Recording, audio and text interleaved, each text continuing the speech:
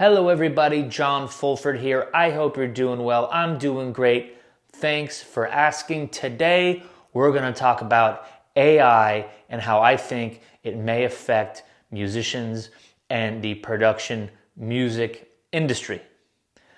I kind of think that AI has been evolving and has been around for decades and decades. Back in the 80s, you had to hire a whole team of union musicians to score shows in Hollywood. It was very expensive, okay?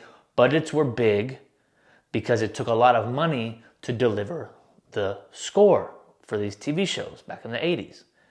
Then you could use pre-recorded samples of orchestras around the early 90s. Think Guns N' Roses' November Rain, okay?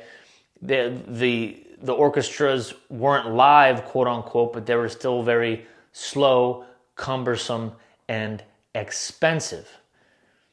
Nowadays, you could buy an entire orchestra for about what, $500-$600. Maybe add on a couple $200, add-ons to really make a great orchestra sound. Okay? So is this AI? Not in the traditional sense or the sense that everyone's talking about now, but there has been an evolution, right? Then 2007 is when I started using Apple Loops. I don't know the exact date they were formed, but I started using Logic version 7, and they had Apple Loops, pre-made loops of drum beats and keyboards that you could drop in to your sessions royalty-free and make music, okay? Then came, at least in my progression, Stylus RMX, okay? Try watching Nat Geo Locked Up Abroad without hearing a Stylus RMX loop dragged and dropped into a session file and exported as a totally original song, right? Nowadays, you have what? What do you have? Sounds.com and Splice, okay? And I left out a lot of purveyors like Big Fish Audio and Prime Loops and stuff like that. Now you have Splice and sounds.com where you pay a subscription and you could download as many sounds as you want within your subscription tier, okay? Everything from authentic African vocals to future-based bass and everything, okay? So who does this affect the most? What would AI affect the most? AI probably will not be affecting my traditional Cameroonian music or my I shouldn't say traditional, it's popular music in Cameroon. So my authentic Cameroonian music or my authentic Nigerian music. But it might affect your pump 10 cues out in a day, lay one guitar on it and send it to some fly-by-night library in hopes of getting $0.003 on your next PRO statement. That's who it's going to affect the most, okay? And that all ties in to what? To having great music, okay? Now maybe in a decade or 2 decades, Nigerian pop music might be replaced, quote unquote, by AI.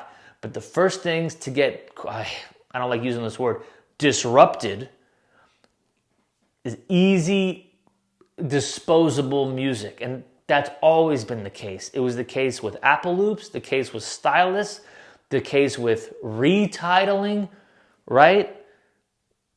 That's the way it always is in the natural progression and evolution of technology and popular culture, okay? So this whole debate about AI ties back into the same tenets I've been saying on my YouTube channel, and now other YouTubers in the production music space, quote unquote, are saying the same thing. You gotta have vocals on your tracks. Okay, you got to be phasing out instrumentals in favor of vocals unless a specific TV network or music supervisor asks you specifically for instrumentals. And again, when I say instrumentals, I don't mean Chinese New Year instrumentals or children's music or Christmas instrumentals. Those are in a genre all their own because those are very unique. Or traditional Bavarian instrumentals.